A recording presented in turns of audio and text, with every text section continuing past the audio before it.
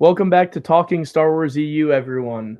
Today I have the amazing Auditect on with me from the Auditect YouTube Shucks. channel, known for his comic dubs of primarily the Star Wars 1998 Republic series. Um, and I've been watching him for a long time and really enjoying his comic dubs. They're so fun, they feel so fluid. The tone is always just spot on for capturing the comics, so I'm really, really pleased to have him on with me today. It's been a long time coming. We're finally here. And I'm really, really grateful to have you on today to talk about, how you found Star Wars and ultimately how you ended up in voice acting, comic dubbing, composing music for it, the whole works. So we're going to learn about the behind the scenes process a bit later, but thanks for coming on, man. Thank you very much for having me, Brendan. It's a pleasure to be here. Yeah. Well, we've been talking about this for a while now. And I've just really appreciated the work that you've been doing on your YouTube with exposing these stories to people. And it's always been gratifying to see how many thousand views several of them have, because it's really great to know that these comics are still alive. Even after decanonization, or discontinuation rather, and that these stories are still getting pushed out to people. I think that's really gratifying to see, and especially in a really cool medium like this, where you breathe such life into these stories with a full cast of voice actors and effects and music. It just pulls it all together in a really fun format. So it's really, really cool.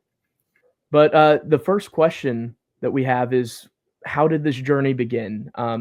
You clearly got here to dubbing comics because you at some point came across Star Wars, and so how did that occur? What were your first memories of becoming a Star Wars fan? My first encounter with the Star Wars franchise predates my ability to form memories because my father was a fan and he's always been, it's always been there for me. I Yeah. guess that's what I can say. Also, I grew up when the prequels came out, so it was everywhere. So yeah. Did you get to see any of those in the theaters as they were coming out? Sadly not, but Hmm. I do really appreciate that I got to see the Phantom Menace in theaters last year because Nice. okay, nobody get mad at me, but that's my favorite one.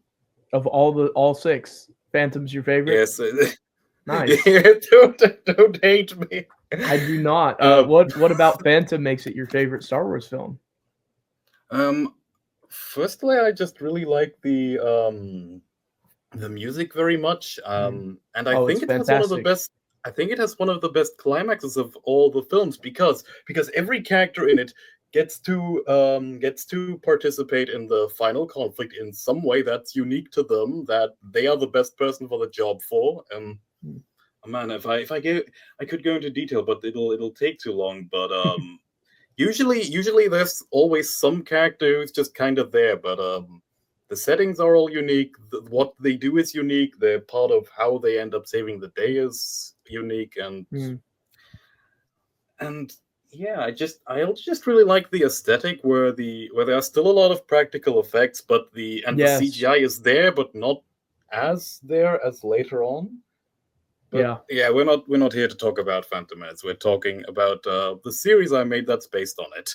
Yeah. But I love. yeah, that's a great point that you have about how Phantom still had enough practicals to where the CGI wasn't overpowering like it later would become in a lot of films. That's a really that's very true, and I'd never kind of looked at it that way before, but you're absolutely right. Yeah, and I like the vibe of that film so much that I'm trying to like replicate it with those comic dubs that take place around that same era. Yeah. Yeah. Absolutely. Yeah, there were a lot of comics in the lead up to it. So you'd grown up around Star Wars. When did you take a delve into the expanded universe now called Legends? When did you discover some of these comics or books for the first time? Oh, that's gonna be a weird story because well, I think I should say I grew up watching the original 2003 Clone Wars, Nice. and because I loved that show so much, I bought the Clone Wars Adventures comic, and I knew there was Right. some bigger expanded universe, but I was never really that in. I wasn't involved in it. Let's say I knew there was stuff, but I didn't know it. And I didn't become as involved until Disney bought the franchise, actually. And well, after I think I just got a bit of. I guess in a strange twist, we have a Disney show to thank for it, Rebels, because after like in between seasons, I wanted more Star Wars, so I delved into the older stuff and completely fell in love with that. Yeah. It's a great era of storytelling. The vibes to the whole aesthetic to early Star Wars Dark Horse was just I was talking about this the other day with someone. It was just absolute gold. Dark Horse couldn't miss when they were putting out stuff. It just all felt so perfect for all of their releases, you know? Oh, I completely agree. They get the vibe that Star Wars had Hmm. like barely anything else did. Yeah, definitely. Do you have a particular comic series that is your favorite? Is it Star Wars 1998? How did you know that? I But I something told me. Clone Wars Adventures is also a special one to me because I grew up reading that. Right. Yeah, the digest comics, right? Yeah. They were Mm. quite fun because you got a lot of little stories in there. Um Yeah, I only dubbed one of them, and that's actually that's actually a funny story. But all the characters in Means and Ends I had voiced at some point because in 2015, like ancient history, I had been cast as Dirge in a Clone Wars abridged parody that is no longer on YouTube, sadly. yeah. Kid Fisto and Plo Koon, of course, in my comic dubs and other fan dubs, and um, I also gave that one a brand new sound like that. That's one of the ones that I composed new music for that got reused in Darkness and Hyperspace War Mm, because I figured I'm about to do Darkness that takes place on a prison planet and Means and Ends takes place on a prison planet.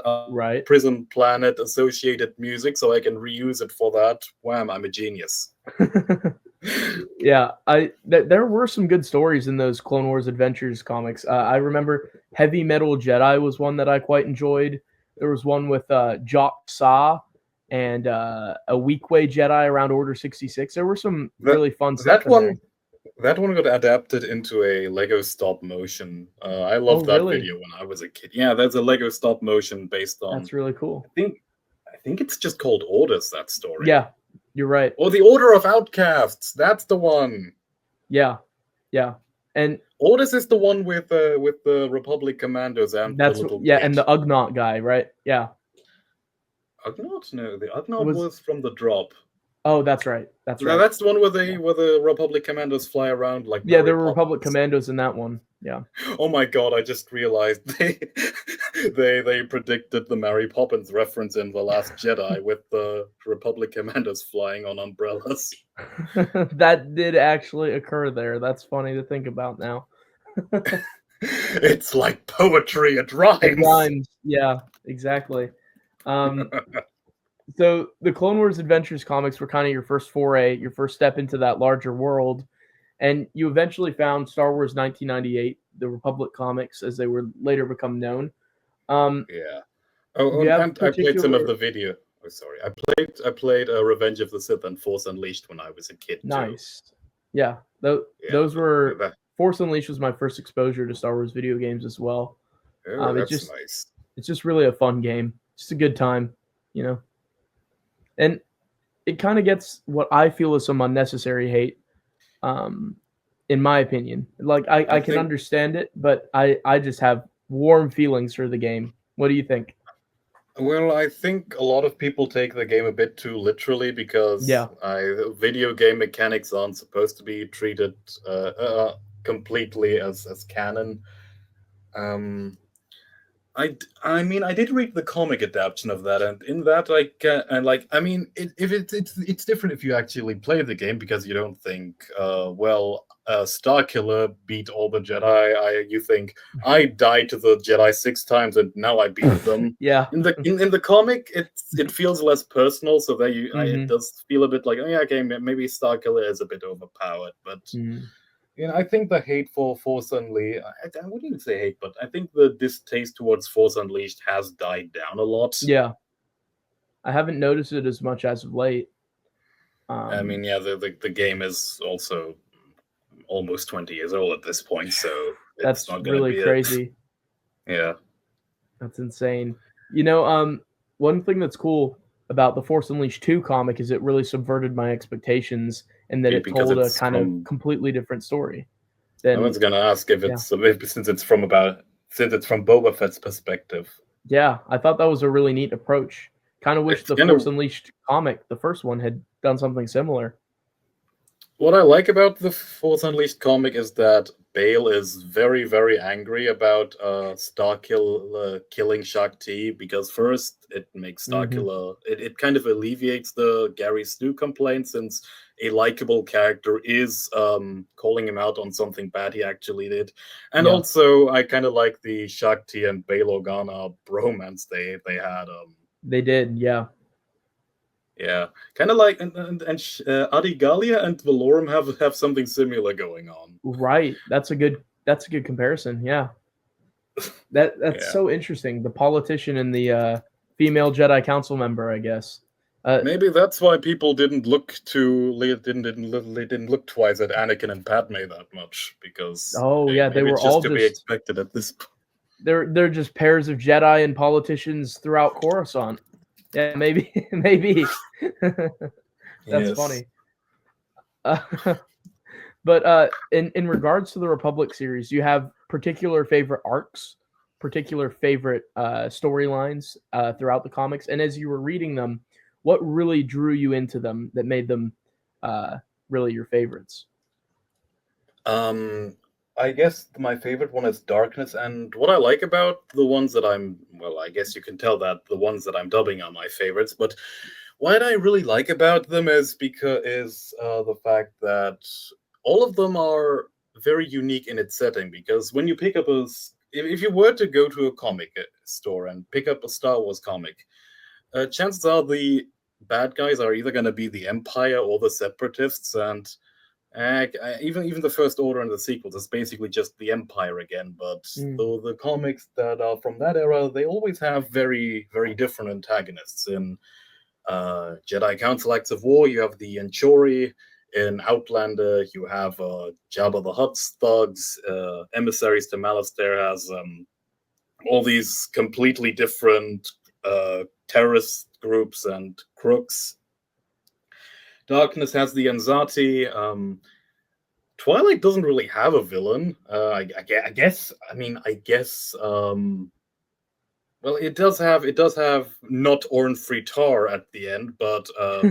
yeah, doesn't have.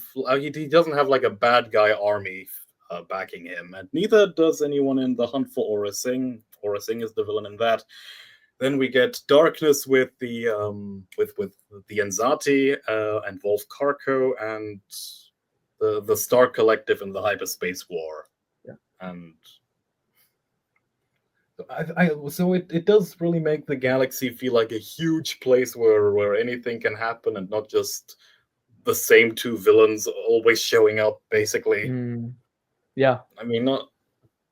I mean, not that I'm trying to talk that down. It's, I mean, the Clone Wars comics are amazing, and of course the Separatists show up all the time in that. yeah, But and the Throne trilogy, the stories can be good, but sometimes you just need something new and refreshing, definitely. especially nowadays. And okay, I know I shouldn't be dissing Disney World too often, but a lot of people pointed out that the sequels just seem to be running in circles, Mm. basically, and giving us stuff we've already seen before.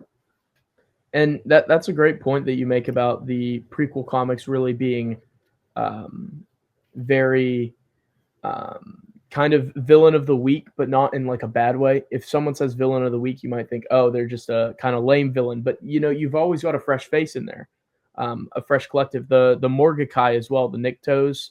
There's just so many that appear throughout. Black Sun eventually gets involved as villains. You know, there's just so much going on that it does feel really living and breathing and expansive.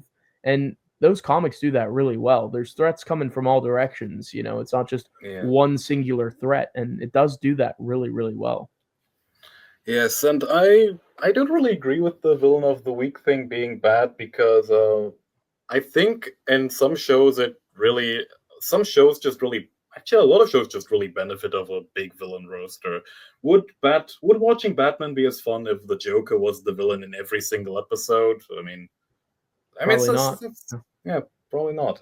And Yeah, you were really enjoying this comic, and what first was really the indication to you that you wanted to adapt this into a comic dub, into a animated, um, well, into a voice acted music, sound effects. This retelling of the story with all of the audio added into it. What was the motivation for pursuing that on your channel? well, basically it all started back in oh man, was it 2014 or 15? But again, we have to thank a Disney comic for this. But Star Wars Audio Comics was making a casting call for their dub of Darth Maul, son of Dathomir, and by then I'd only really known comic dubs as dubs of like little fluffy Tumblr comics. Mm. I never really made the connection that you can do this with like actual like comic books sold in stores, and I auditioned for that, and I got two roles as Five of the Pike Syndicate and Brother Vistus, who I had completely forgotten was actually in the show because I made up a whole new voice for him, and I Mm. figured a deep voice like Maul or Savage Opress would suit him because he's the Night Brother. But he's actually in the show, and Steven Stanton voiced him, and he has a really high voice, which Yeah. I don't think suits him, but I didn't go for that. And Fife has since appeared in the new Clone Wars final episode thing with Mm. with a voice that sounds completely different from mine. But this time it's not my fault. I was the original Fife. But yeah, that. And after I did that, I dubbed the prologue from the story The Hunt for Aura Singh back in 2017, where I already got the same Aura voice actress who voices her today. She kept the role all these years, which I appreciate. But yeah, I did that first, like that scene from the comic, not the full thing, and it was decently fun. It got enough attention, and eventually when the 20th anniversary for Star Wars Episode One came around, I figured, yeah, you know what? I know a bunch of voice actors. My buddy George can do a pretty good Obi-Wan. Maybe I should look up some voice actors and try doing that full comic. And well, it ended up happening. And the final episode was premiered at the 20th anniversary of Episode One. I even got an actor from the actual film to make a cameo. Christian Simpson, who was one of the Naboo pilots, was Poe Nudo in the Senate scene. So And cool. yeah, I figured, I found a good cast. I have no idea how I found such a good cast, but eventually I thought, hey, this was fun. Let's do some more. And Yeah. yeah, that's what I've been doing up to this day. So we have to thank you originally being casted in someone else's comic dub for why you've been on the grind and delivering us high quality adaptations of this run arc by arc for all these years now. It was originally because you were on someone else's comic dub that really got you into it. Well, yes, I have. In part, yes, and of course, I've been voice acting in a bunch of other stuff. So I kept offering roles like, "Hey, I'm dubbing a comic. You want to be in it?" And for example, Mace Windu's actor Gary Scales was also in that Son of Dathomir dub. So I Mm. asked him to reprise the role, and held a casting call on the site castingcall.club, where a bunch of people were auditioned for roles they were interested in. Um, and well, yes, in I do have a lot to thank Star Wars Audio Comics for. I have also continued working with them to this day. They sometimes commission me to make music for them, Mm. and and Well, yes, I think that's about it. Yeah, that got you started on your journey. And in regards to the process to this, let's delve into some of the specifics because there's a lot of components that go into creating this.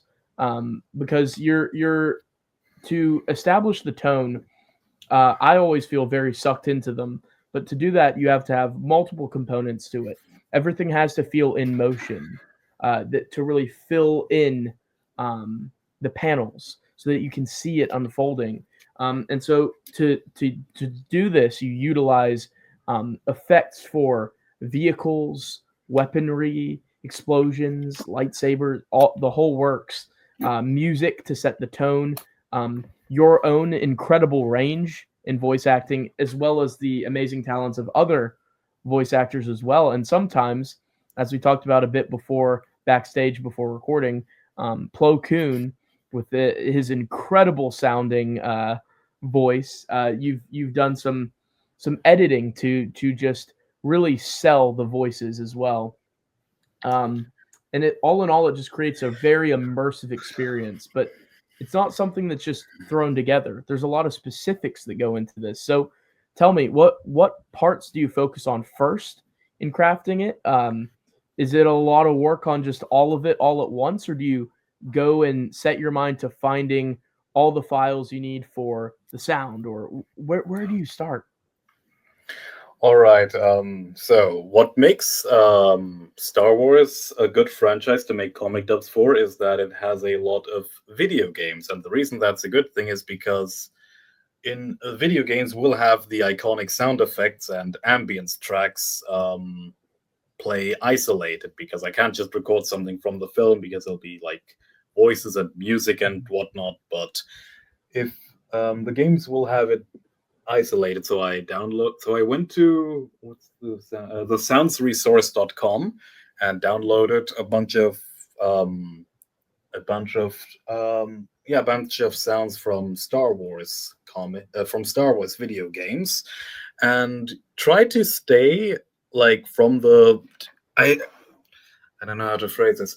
I try to keep the to games that originated to sounds that originated in Star Wars games as often as possible, even if it's footsteps or something. Most of those come from Obi-Wan and the Force Unleashed, and there's even one part in the Aura song where Torgotan pours a drink for himself, and that pouring sound is actually from Jedi Academy. So even that has a basis in Star Wars. That's so cool.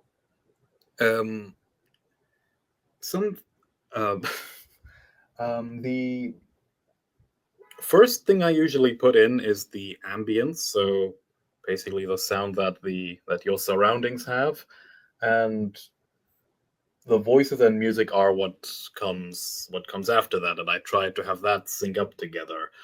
I am very inspired by older cartoons where do you know what the term Mickey Mousing means in No. terms of music? Okay, so that's basically when the notes are deliberately designed to synchronize with specific actions. For example, a cartoon character sneaking around and the music going. Right. Okay. Yeah. That I Like some basically do Scooby that. Doo type stuff.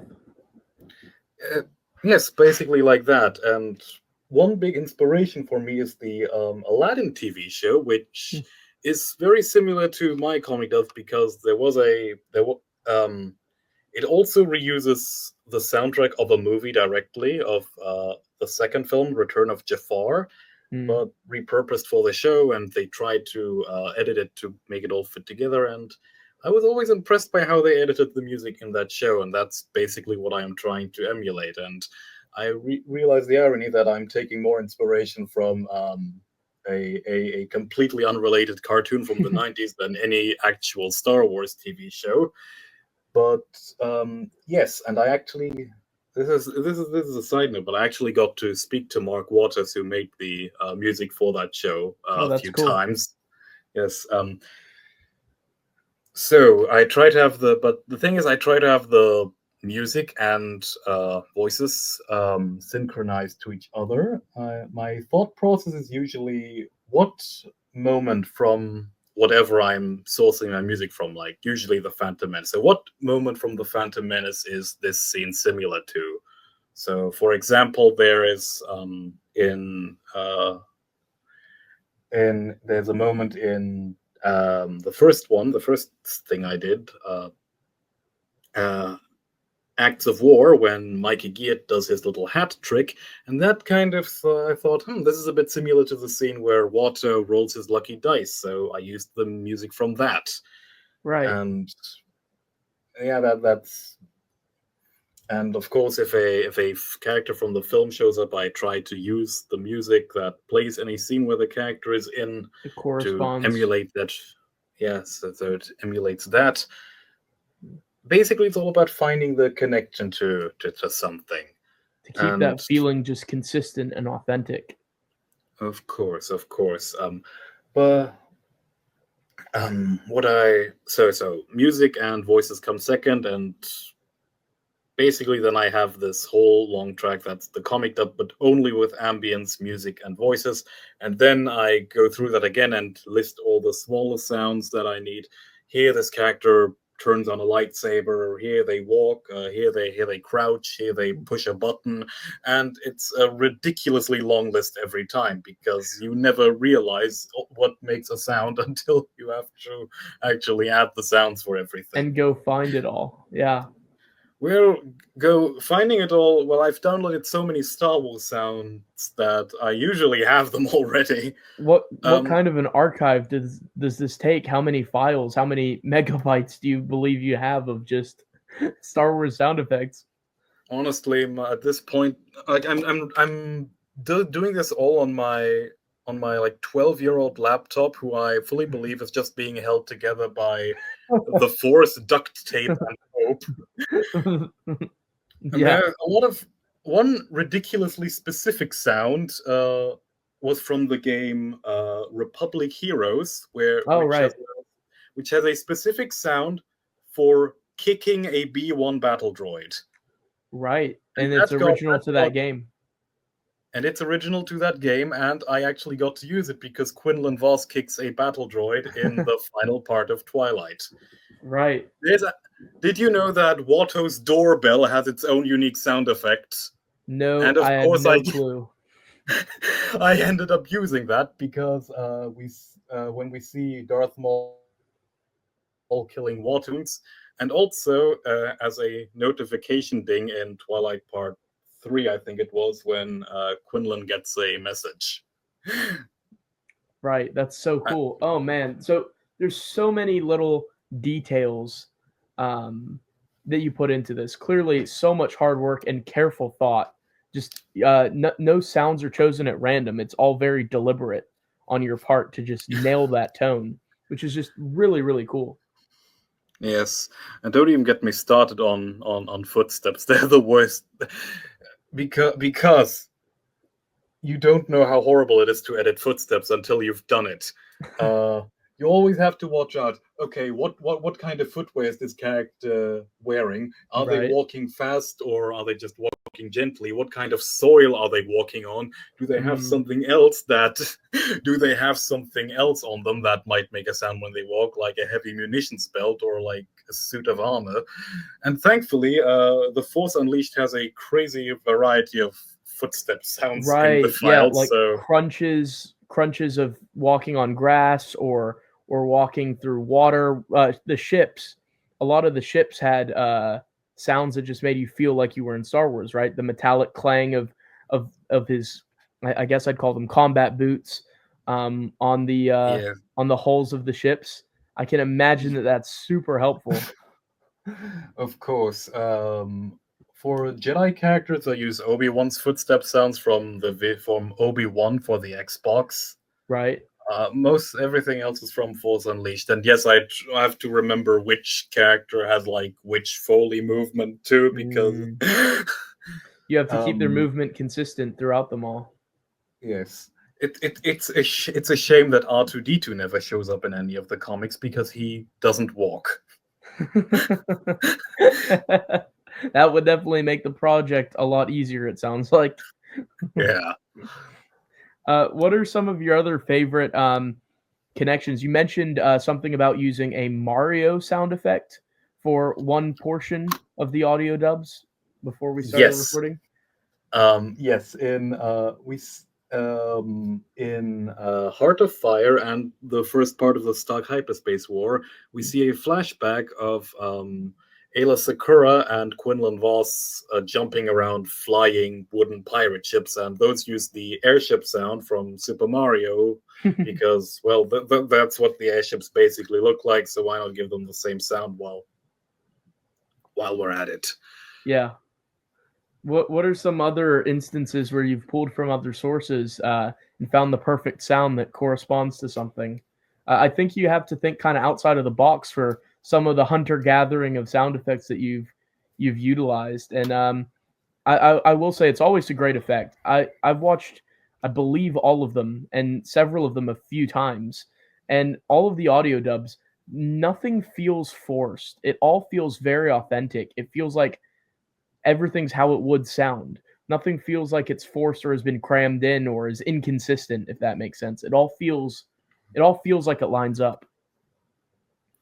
Um, Yes, another stray, unusual sound effect was from the emissaries to Malastare when Evan Peel cuts that air taxi in two. That's the Right. sound from Dragon. That's the sound from Dragon Ball Z when Trunks cuts Frieza in two. Spoilers, by the way. I've not seen Dragon Ball Z. I know of it by several clips that I've seen online, but that's that's really funny. Yes, That another that was perfect another for an even peel scene. Of course, in another Dragon Ball sound made it into the Hunt for Aura Sing part three, I believe, where there's a guy called Tracton who appears to be wearing a Scouter. A Scouter is an item from Dragon Ball Z, and since this comic came out in 2001, when Dragon Ball Z was very popular in the US, I thought maybe this was a deliberate reference. So he uses Right. the Scouter sounds from Dragon Ball Z, and I used my Brian Drummond Vegeta impression to voice this character. My, I had no idea that those Tuscan savages could be trained. Oh, that's so good. You can I don't you think can I don't think I can really hit the Brian Drummond Vegeta at but this you point. can you're like a chameleon when it comes to this voice acting stuff. You can switch so effortlessly between impressions. Of all of the Well, of all of the voice acting that you've done, who's your favorite character that you've had the opportunity to voice in your comic dubs? first let me try to get the Vegeta again. Your father was an average fighter, Kakarot, but he was a brilliant scientist. Right. Favorite character I got to voice? You mean just in Star Wars terms or in general? In general and in Star Wars, you can answer both.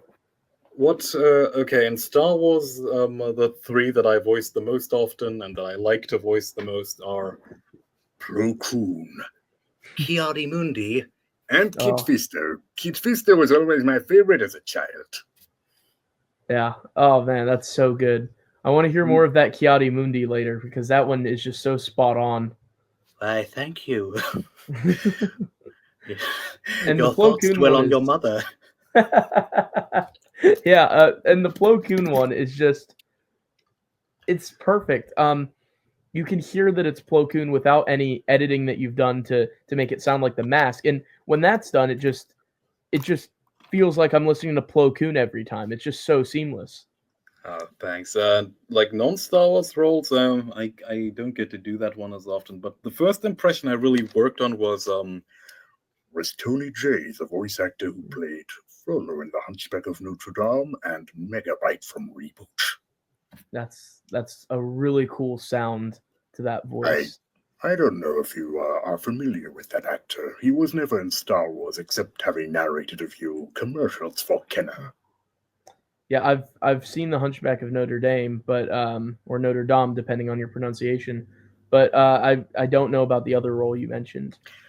A Megabyte from that's an old science fiction show from the 90s that takes place inside a computer. It's really Oh, cool. that's Maybe cool. you'll like it. I might have to add that to my extensive list of stuff to watch. Yeah, I think every episode can be found on YouTube, and Oh, cool. it's really good. It's really good.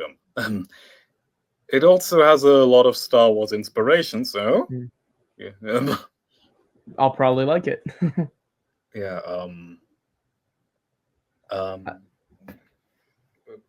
Another role that I liked, that I always enjoyed the character was Kakruk, and the way I voice him is a bit unique because when he first shows up in the not Stark Hyperspace War, in Jedi Council Active War, he's a bit younger, so I took inspiration from the one line of dialogue he officially had in Clone Wars Mm-hmm. when he fought against General Grievous. Right. And I tried to take inspiration from that, but have him sound a bit younger and inexperienced. Later, my friend Orion actually wanted to fan dub that scene and invited me on board as both Kiari Mundi and to reprise Kakruk. So this time I did a more straight up impression of the character, and unstoppable. He's unstoppable. That's so good. Oh my goodness. And yet it sounds similar. The younger version that you've done definitely are you just upping the pitch a little bit, and that's what really sells the youthful kind of perhaps optimism and inexperience? Fun fact, when that episode came out, both my then girlfriend at the time, as well as my voice acting friend George, who was also in that episode, and he's playing Obi-Wan for me, both of them said they didn't even recognize me in that. That's a good compliment, right?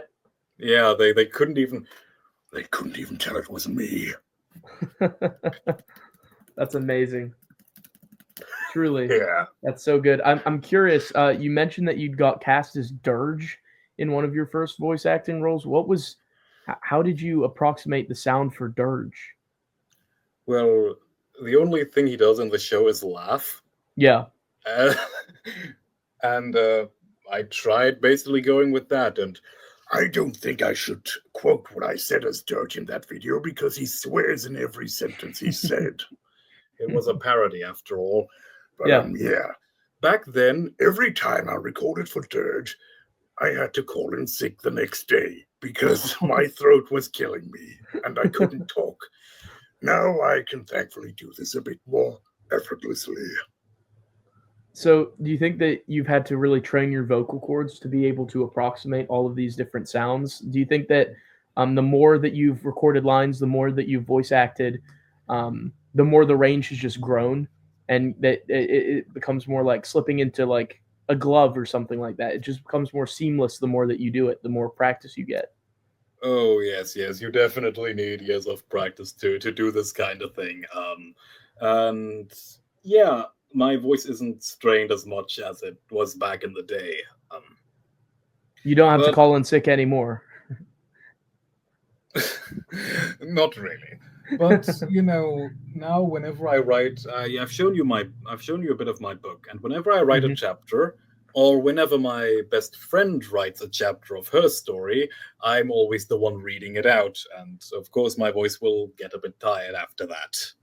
Yeah, I bet that as a voice actor for writing, I bet you have a very specific sound in mind for all of the characters that you've crafted. Oh, yes. I often change my voice, like you hear here when. So there's this one character called Arjanus, who's this huge hulking man, and whenever he talks, I have him talk like this. And then there's this creepy old sea witch, Katalea, who speaks like this.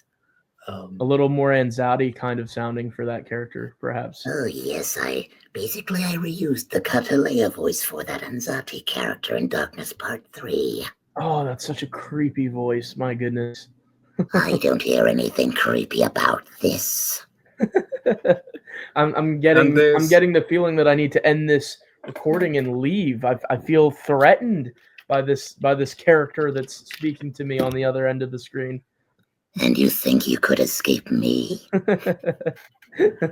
That's just so impressive. There's another good voice I do for one of the characters. I gotta drink a bit of water before I do that one.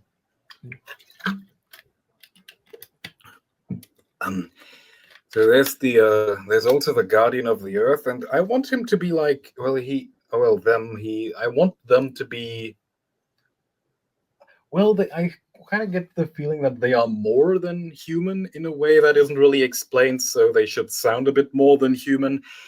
So I try to do this thing, and I'm not sure if it picks up on the recording, but when I do the voice, it sounds like there's a bit of this echo to it that sounds a bit synthetic. I'm not Like- sure how well this picks up. Yeah, like a wispiness that trails off at the end and the beginning of each sentence. Yes, a bit like this, a little like that. Yeah, that's really cool. You clearly put a lot of thought into all of the voices that you do. And what's cool is when you are doing it for Star Wars, you try to approximate what's come before.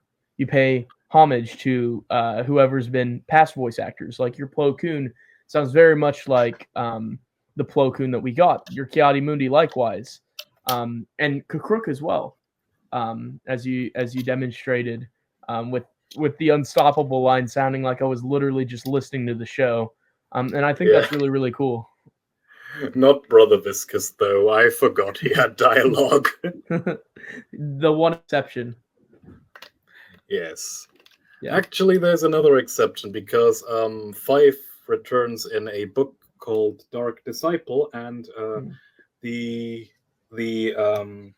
channel Everest Production had made a radio drama of that, and asked me to reprise Fife in the original voice I had voiced him in for the Son of Dathomir dub, not to have him sound closer than he actually did in the show. And fun fact, that Dark Disciple radio drama is where I found my voice actor for your channel name. Right. Of course. Tyler McCready actually voiced both the canon and the expanded universe versions of Quinlan. In all the dubs. That's really cool.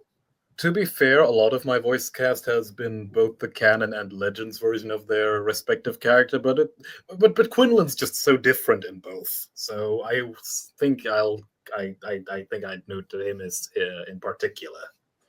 So in regards to keeping a ensemble cast together, has it been you have to have great communication to be able to keep together this team that keeps reprising their roles?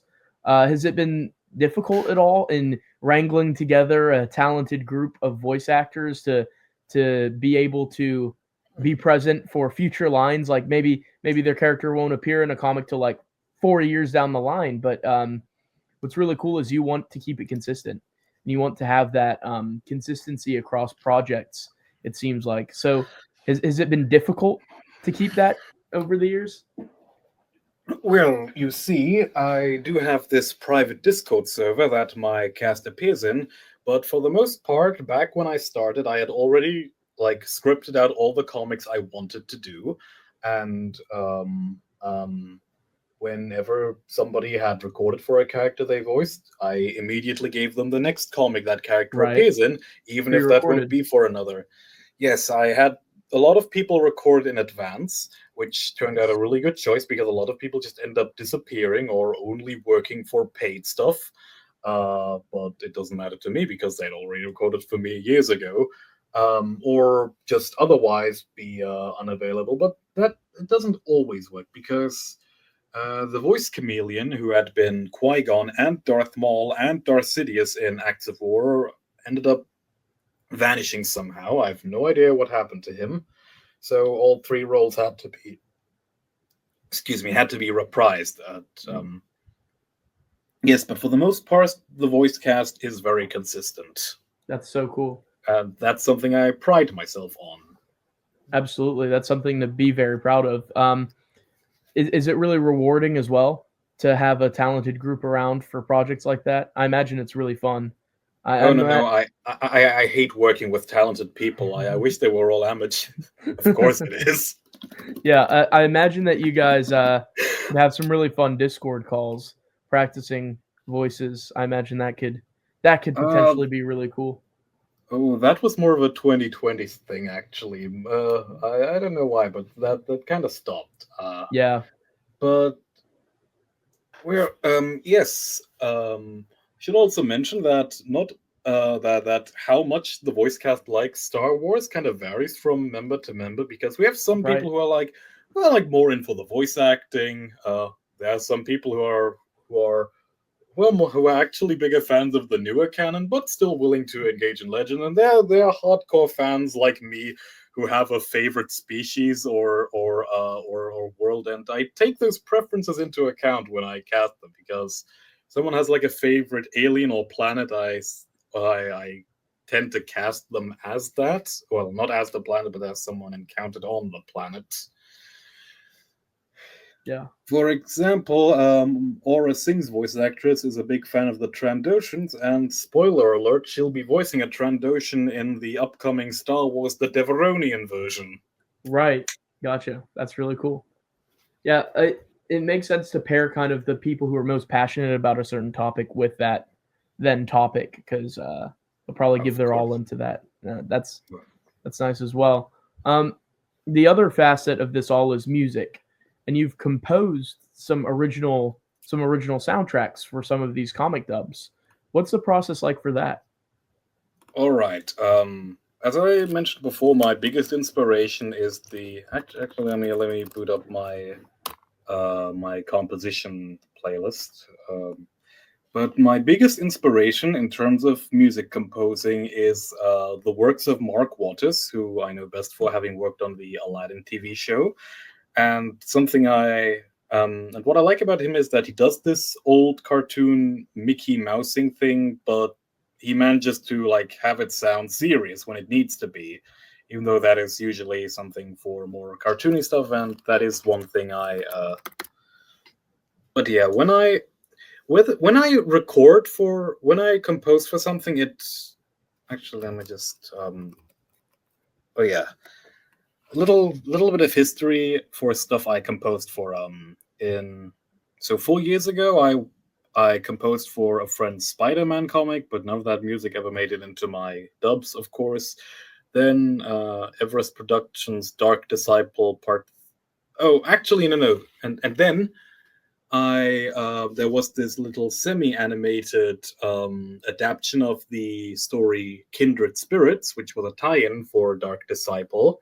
It was like drawn in the Clone Wars style, and I and that was the first real full thing I did the full music for, because I did a bit of music for the Spider-Man dub, but not the full thing. And here I actually got to uh, do the entire thing. Every scene in it has my music playing. I would love to show it to you, but it never aired. Um, but yeah, even though that sadly never aired, I actually still got to reuse. I got paid, and I have reused the music in that for well, ever since Emissaries to Malastare Part Two. And that was the first Star Wars thing I composed for. Sadly, so while the music did get heard, it was sadly never heard in the thing it was made for. I use a lot of free sound fonts I found online, and use the programs FL Studio and Sound Font Orzando to compose these things. Um, My next Star Wars thing would be Dark Disciple Episode 3, where I did a short scene, and then the first time I composed for. Oh, yes, I should mention. I think it's part of the charm for the main series, so the multi-part stories of my series, that all of the music in it is reused from something else. I don't know, but I prefer music being reused over like getting new music for every scene. I think it makes it a bit. I don't know, it makes the music stick out more. But the first time I composed something for myself was the comic dub Aura's Song, which I did in the middle of the Hunt for Aura Sing arc. And in that, I basically used temporary music tracks. So when I did Aura's Song, that was the first time I actually made music for myself. And usually, if you remember, music is the first thing I actually put in when I dub a comic, but music wasn't done yet. So what to do? So Right. and the way I did the previous ones, I actually had the audio file without the music and have all the notes like synchronized with the actions and all that. So what I did was use a temporary track, so where I basically take music from anything and edit the comic based on that, and then at the last thing I do was like remove the temporary music and create a new which is a comic featuring Aura Singh and the Anzati. Now I have music for the current story arc what I was doing, which had Aura Singh in it, and the next one would have the Anzati, so I would have music relevant to both. Right. So the next thing was for Star Wars Audio Comics, who made a comic based on Valance from the old Marvel stuff, but he apparently got brought into the new canon, and I was hired to compose for that. And shortly after that, I did the Means and Ends comics. Both of the Means and Ends and the Valance comics original soundtrack would first be used in Darkness Part 2. And the only Star Wars thing I did after that was my rescore of that TIE Fighter anime fan film, Mm. which saw use during the Stark Hyperspace War, because I thought I need some military space battle music, so that's a good Right. way I can make it. Yeah. That's really cool. In regards to the entire process, what is your favorite part of the process to this? Do you tend to prefer the composition, this creation of music, or do you prefer the voice acting aspects, or perhaps the perusing sounds to find the perfect noise to capture a moment? What do you gravitate towards the most? Well, composing, I think, is a bit of a separate thing, unless that's for one of my own dubs. But most of my comic dubs have all the music reused from something else.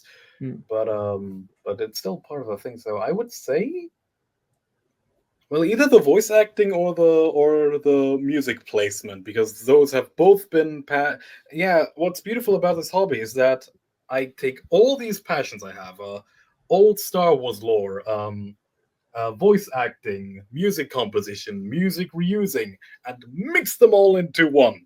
If I It's found something that perfect. has all my passions in it, and I think everybody should find something that makes them this happy. And Yeah, I don't even know if I can name a favorite because, well, it's the mixture of all my passions, really. you just love it all. That's just Yes. amazing. Yeah, you can tell. You can tell that you love it all. It definitely translates across in the work, in the final product. You can tell how much effort, thought, time went into all of that. And speaking of time, how long does it take to create one of these on average? On average, it takes about 2 months, Yeah, but could be longer and shorter depending on whatever factors. yeah. Well, thank you for your hard work on all of that because it's time well spent. Because I, for one, think it's time well spent because I've really enjoyed watching them. You have a favorite from the ones you've produced, one that you're most proud of? I think we've mentioned Darkness quite a lot. Yes, and I think Darkness Part 4 is my favorite.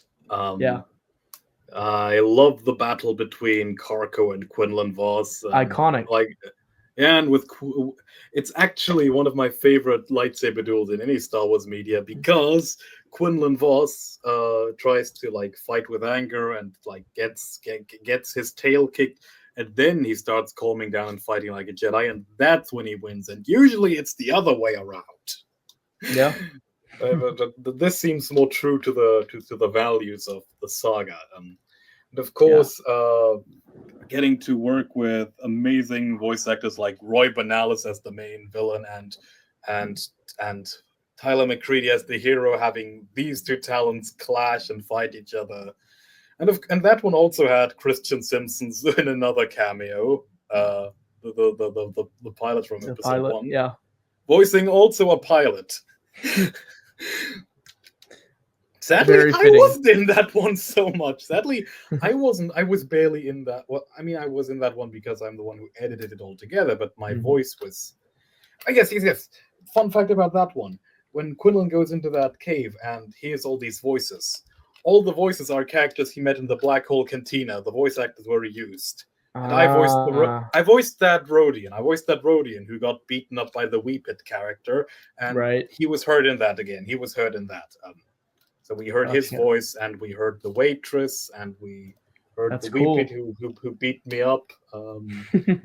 We did not hear Gorto Zaga because he got killed. I remember that, but that's a shame because I reversed him too. That's very impressive again. I don't know what else to say to that except wow. I'm pretty marveling at I also your voiced range. another Acrolation Dark Disciple and used a similar voice for him. How do you do that? That's that's insane. Well, this is a battery. Well, you okay? This is a well. To produce this rattling, you have to move your tongue a specific way, but it's a little hard to explain. But if it Uh, works, it works. it definitely works. That's for sure. It sounds like immense rolling of the tongue to produce that. It really sells that alien that rough alien basic, you know. And if you try to speak a little deeper, you have a thing right from your nightmares. Yeah, it's so cool. It's so cool. How often do you spend like just practicing and trying to hone new voices? Oh, too much. But thankfully, I am autistic, and stimming is part of the whole package. And vocal stimming is a way to do that. So even if I do nothing, I practice voice acting. Just voice acting all the time. Basically. Yeah, that's really cool. Um, Another sort of interesting rabbit hole um, in regards to stuff that you're passionate about is you know Jedi lightsaber colors like no one I've ever seen before, and have kept pretty meticulous track, probably because of the dubs, and you've noticed the disparity, or whenever the Jedi end up switching lightsaber colors amongst the media for prequel era Jedi, whether it be from the Jedi Battle Powers video game or the comics, they often ended up changing the color of their blade. This is something that you've been pretty passionate about. So, what got you interested in just kind of tracking all of that and noticing some of the inconsistencies and the changes made in short periods by all these prequel Jedi? I think that is honestly a bit of a probably a mixture between these comics as well as me having this Jedi cosplay. So of course I wouldn't end up studying lightsabers and Jedi robes. Yeah. When did you Um, start working on your Jedi cosplay? that was in about 2017, I believe.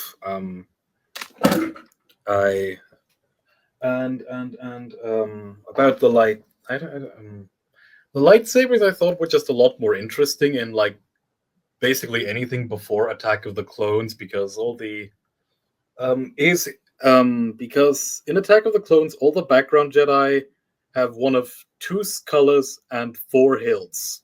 Hmm. So in total there are like 8 possible lightsaber combination, which doesn't make sense when they are when every lightsaber is supposedly unique. Um, I don't know what got me so interested in the lightsabers, but one fact I can tell you is that in my comic dubs, and I don't know if any other Star Wars media does this, every color has its unique ignition sound, starting with Emissaries to Malastare Part 2. That's Red really sabers cool. have red sabers have okay. What I used to do is just give the good guys the good guy ignition sound and the bad guys the bad guy ignition sounds because that's what's in the Force Unleashed. It has like 2 ignition sounds based on like the alignment of the wielder. But in my dubs, the way I do it now, blue lightsabers have the Luke's ignition sound from A New Hope.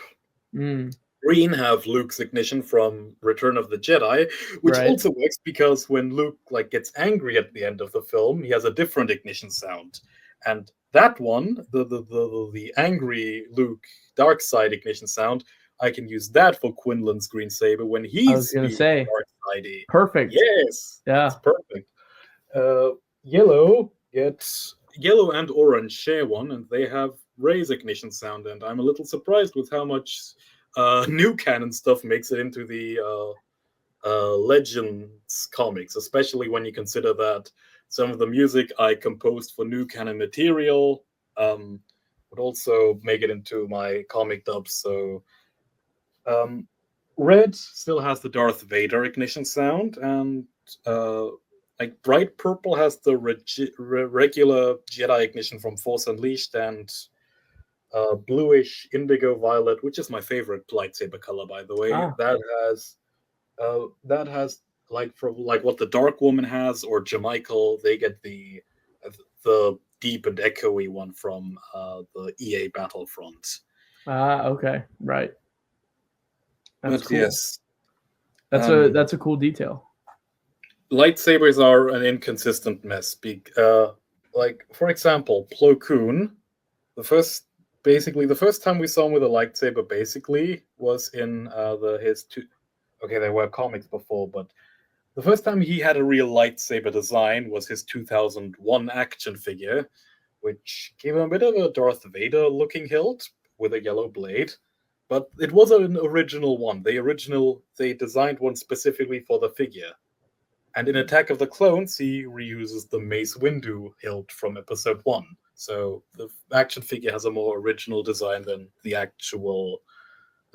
actual movie appearance. But then there are so many toys and action figures and comics that still give him the 2001 hilt, like Dreadnoughts of Rendili. That's not his hilt from the movie. That's his hilt from the.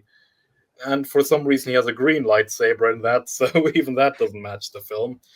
And Means and Ends also gives him the lightsaber his toy had, and that's part of the reason why I recolored it yellow for my dub, because yes, I sometimes maybe that's what you're getting at, but sometimes I do a bit of the lightsaber editing. Yeah. There's Keep a it consistent. There's a panel in Acts of War where Saisitin has an orange lightsaber, even though it's indigo for the rest of the comic, and I didn't edit that. I still regret it to that day. What was the process to how you edit it? You just go into Photoshop and change it? Actually, I use GIMP and GIMP, paint over it in the correct color, and basically just use the right setting. Yeah, that's really cool.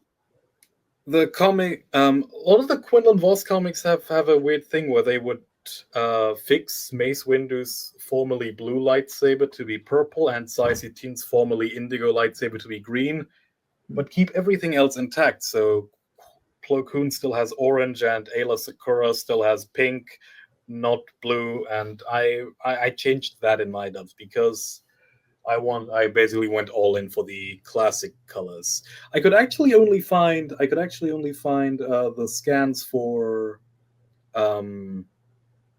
Twilight with the updated visuals. So where Windu has the purple saber, and in the original he had the blue saber. I wanted him to have the blue saber in the dub, so I actually had to edit every panel where you see Mace Windu's lightsaber, but hopefully it isn't noticeable. Yeah, I thought it looked great. You mentioned, I think, in the Discord server a few times, just kind of tracking lightsaber colors and the way they changed. So that's why I wanted to ask about that, because I was pretty sure that you had done some tinkering in regards to the audio dubs, which is just insanely in-depth level of detail that you present, which is just wonderful. It's wonderful. And one thing I noticed, which could be a subtle bit of storytelling or just a coincidence, but in Jedi Council Acts of War, Plo Koon's lightsaber is orange, but in Jedi Power Battles and Emissaries to Malastare, it's yellow. And at the end of Acts of War, he is given, like, his dying friend Micah gives him his yellow lightsaber. So Yep. maybe he's using the lightsaber of his fallen friend, and Maybe. which is weird because around this time Obi-Wan would also be using Qui-Gon's lightsaber, so maybe they got that in common.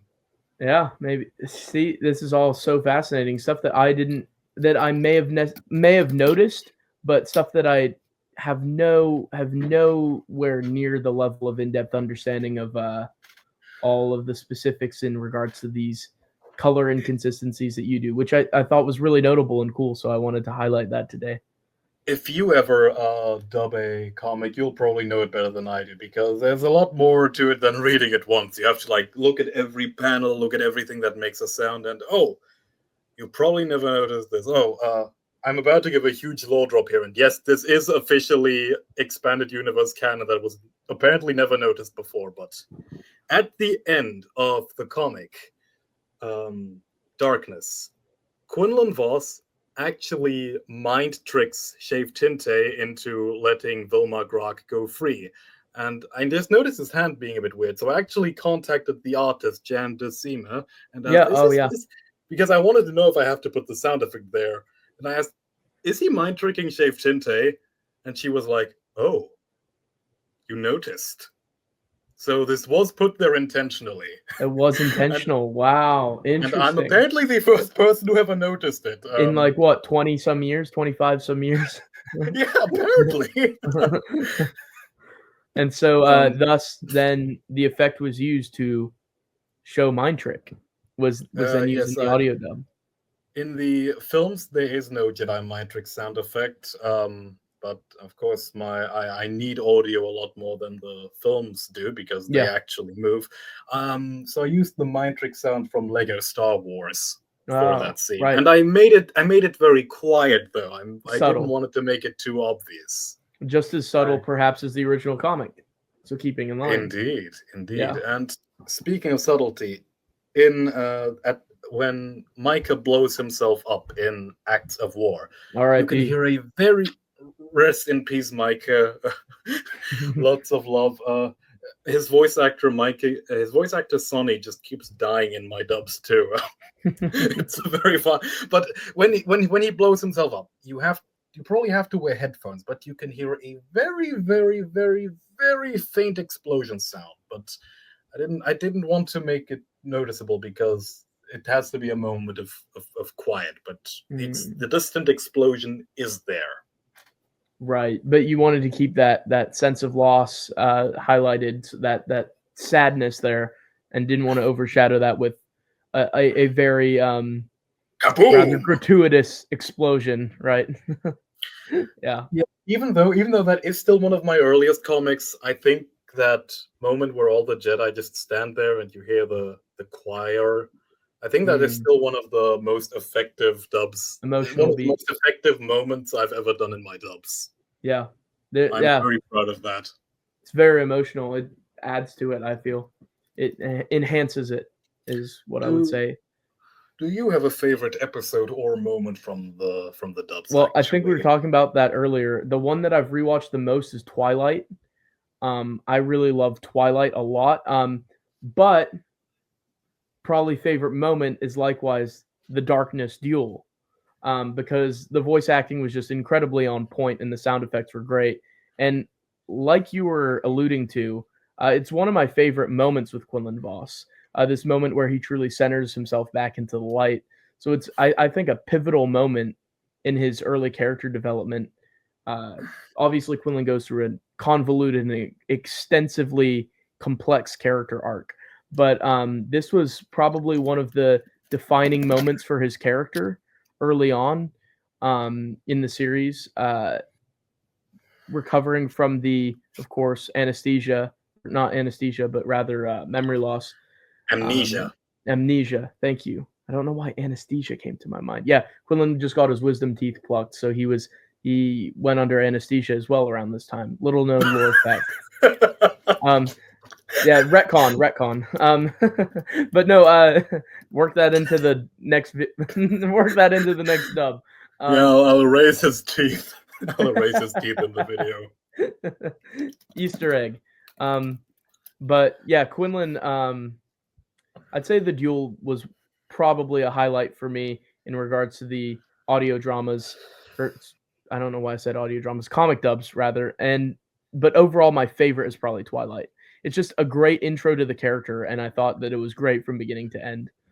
Uh, The voice acting quality, though, I'd say in Darkness is um, it's just fantastic. It's just fantastic. So it's between those two for me. And you're probably surprised that I have Quinlan Voss arcs the highest for me. You're probably very I had no surprised by that.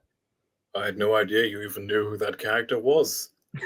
But Obi-Wan as well is really well voiced throughout. You said that's your friend, right? Yeah, that's my friend George. He's actually voiced Obi-Wan in a fan fiction I had made, and a fan fiction radio drama I had made way back in 2015. So he's like the actor who's been there the longest. He just sounds like Ewan. He really does. It's impressive. Yeah. And the Qui-Gon was pretty good too. I'm talking specifically about Stark Hyperspace War in this instance. Yeah, Qui-Gon has had that's Concordia Jedi, and that's actually his first role on my channel. And what I was gonna say about the Volfey and Quinlan duel. I think I made good use of the. I don't know if it's noticeable, but I think I made good use of the battle grunts in that because Quinlan is always going ha ha ha ha throughout the whole thing. Mm-hmm. But after he actually collects himself, he is quiet, and Volfey is always going ha ha ha. Yeah, it's the opposite exactly. Now. It immediately shows the tonal shift perfectly. And it ties back into his duel against Mace Windu because there Quinlan was grunting and Windu was quiet. Yes. And when he uses the Vapid against Mace in Republic, great scene. Well, I didn't dub that. I didn't dub that. No, not yet. But yes, maybe one day. Well, Mace Windu's voice actor only does paid work now, so I guess that's a little unlikely. But what I was gonna do. Yes, it's actually interesting that you mentioned radio dramas because I think my biggest Star Wars inspiration is from a very obscure expanded universe thing, namely the radio drama adaptations we got of some expanded universe novels, Labyrinth of Evil, Dark Lord Rising, and the Thrawn trilogy. These aren't even on Wikipedia, but I promise these are actually real. I have them. And they adapt these novels with all the voice actors from the movies. Because the German dubbing actors are a lot cheaper than Ewan and the rest. Right.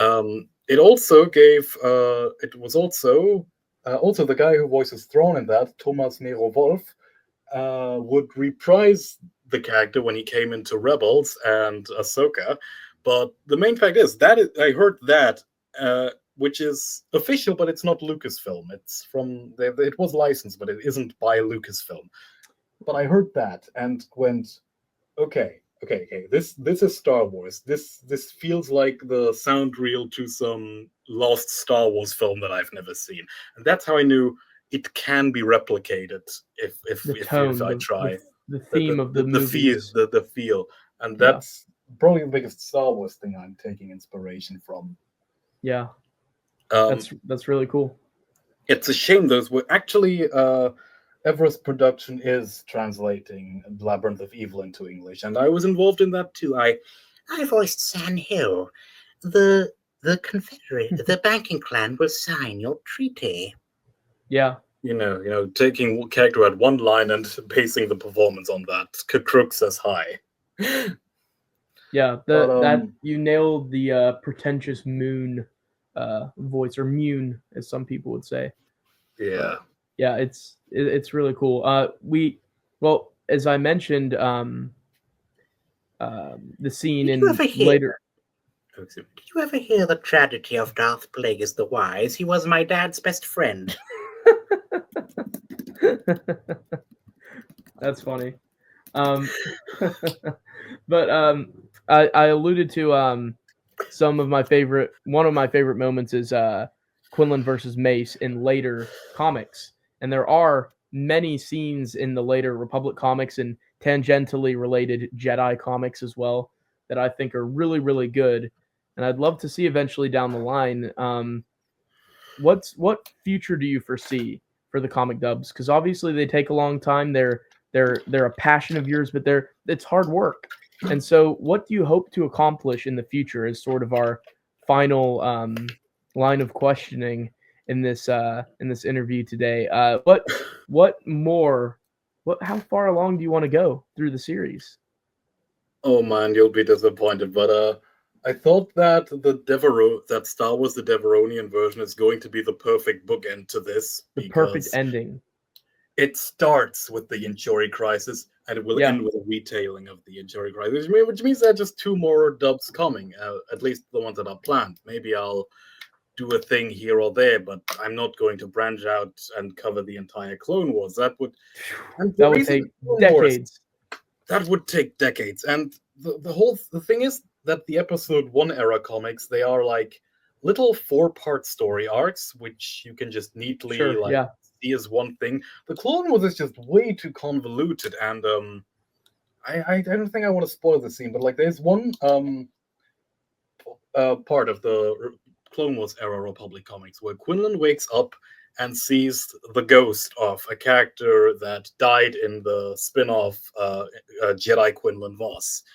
So I would have to dub that as well. And if I dub that, do I have to dub all the Jedi?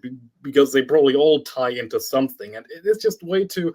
The comics are amazing, but they are also really convoluted and hard to follow. If you don't have like an appropriate timetable. It's different to like Heart of Fire, which is a little thing you can you can put in between like A Hunt for Aurra Sing and Darkness if you want to. From the Dark Horse Extra, of course. The little bridge story, well, I'm excited for the Deveronian version. I'm sure it's going to be great. Anything with Villy, fantastic. Of course. Yes, you're looking forward to Villy. I don't voice Villy, but I didn't like the character at first, but really, the Anime Academic's voice performance saved the character for me. Yeah, he's Bombad. He is Bombad. He's a likable piece of dirt. Is what it comes down to with him. What a piece of work that guy is. His bromance with Quinlan is amazing. It's iconic. If the new canon had Quinlan team up with Vilmar Grok instead of Asajj Ventress to take down Dooku, they would have done it in a week. Yeah, Villy gets his work done somehow. I know that I'm writing for a fan fiction volume for Tales from the Outlander Club, and one of my friends is writing a tale of Villy because in the Attack of the Clones comic book they put Villy right outside of the Outlander Club. Yes, because it's Jan Decima and Quinlan Voss was in the Battle of Geonosis. I love that detail. Yeah, they that's amazing that they would reference these stories and make them part. I mean, shoot, George referenced these stories. Just the fact that Isla's in episode 2 and 3, it's amazing. Yeah, Jan Decima putting her OCs into the movies long before Dave Filoni did. Jan Decima, the original Dave Filoni. I will not go that far. No, I didn't want you to say that. Just kidding. Nothing like that. But I'm looking forward to the Deveronian version. Everyone watching should go check it out when it eventually does drop. And if that's the perfect bookend, then man, what a journey it's been. And it's been really fun. It's been really fun. What else makes it perfect? If it comes out this year, then my comic dub series would have started 2019 and ended 2025. Exactly 20 years after the prequels began and end. Right. That's so true. Absolutely. Yeah. I didn't have much of a voice role in Twilight. I actually only appear in episode 1. Something that makes Twilight unique is that every voice actor voices only one character in that, except Aaron Waters, who was both the narrator and Darth Sidious. But Right. my only performance into that was at the As the Goto character who stole Ayla Sakura's lightsaber. I'm a Jedi, I've got a lightsaber, see? Yeah. And then I die in episode 1 and never come back. Right. Yeah. Well, they're all just so good.